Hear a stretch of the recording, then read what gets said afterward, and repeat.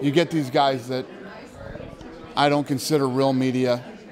They do a lot of dirty shit, and I just got tired of it.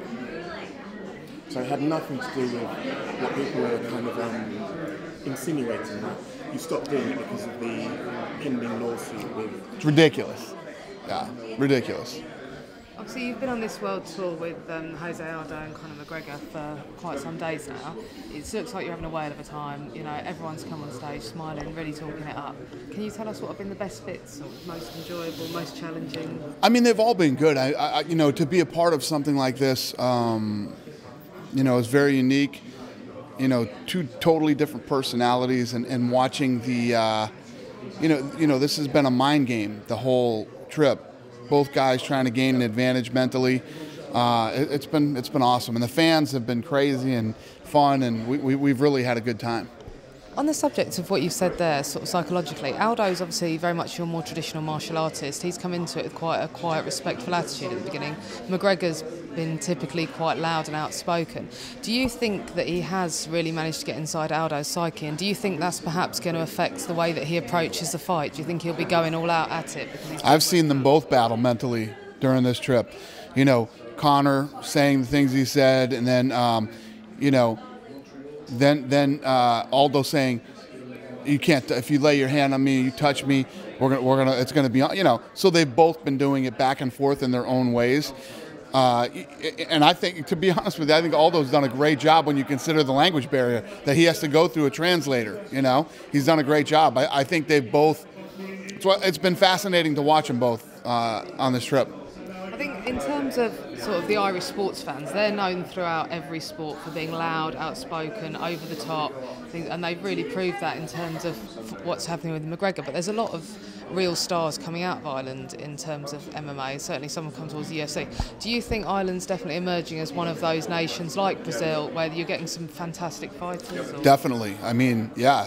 Without it, Duffy looked unbelievable in his last fight. Conor McGregor, you know, he might talk a lot, he might get a little loud and whatever, but he's backed everything up that he's even called rounds. Fascinating, and that's what makes this. If you look at, like I was saying earlier, it takes two guys to make a great fight, and if you look at Aldo's credentials with, you know, 10 years undefeated, 8 title defenses. And coming off the last fight with Chad Mendes, and then look at what Conor's done. 2 guys in their prime, 2 of the best in the world, both guys with the ability to finish the fight. There's nothing better than this. Obviously in the press conference earlier on, I know it was asked about why specifically with McGregor, why has the hype train sort of really got behind him and this particular fight. There's also been a lot said that perhaps McGregor's jumped ahead and leapfrogged some of the rungs on the ladder to get where he is, perhaps because of his media personality. What's your feelings on that? Yeah, I disagree with that.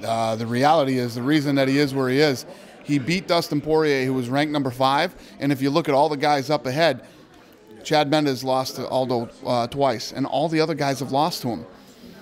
Conor is there. This fight's never happened. Why make another rematch when this fight could be made? Makes no sense. And moving slightly away from the subject of today's fights, just something that I'm curious about. Obviously, you've just signed a large group of females on the strawweight roster. With that, obviously the people want to see this fight, or this thing wouldn't have sold out as fast as it did.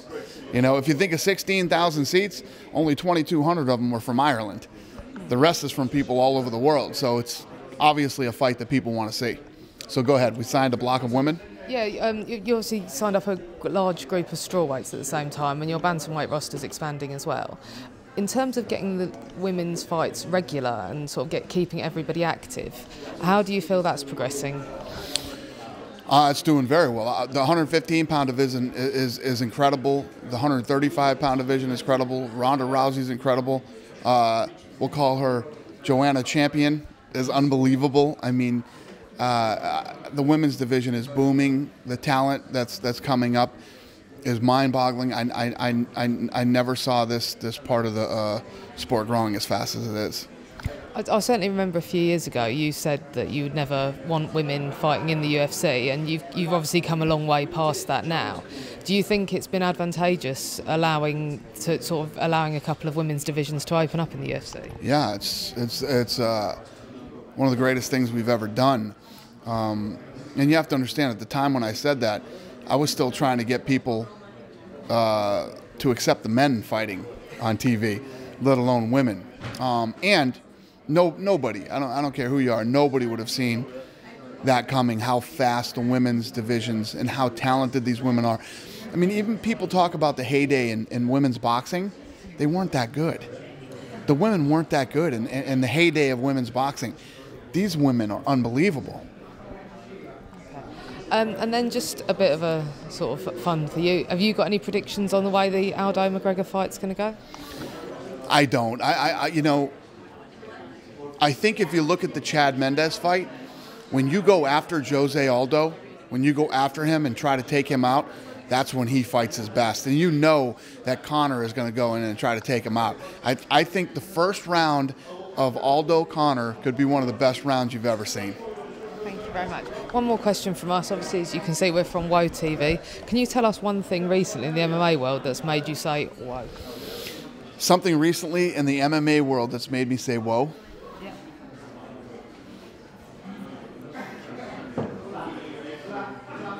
Fuck, I don't know.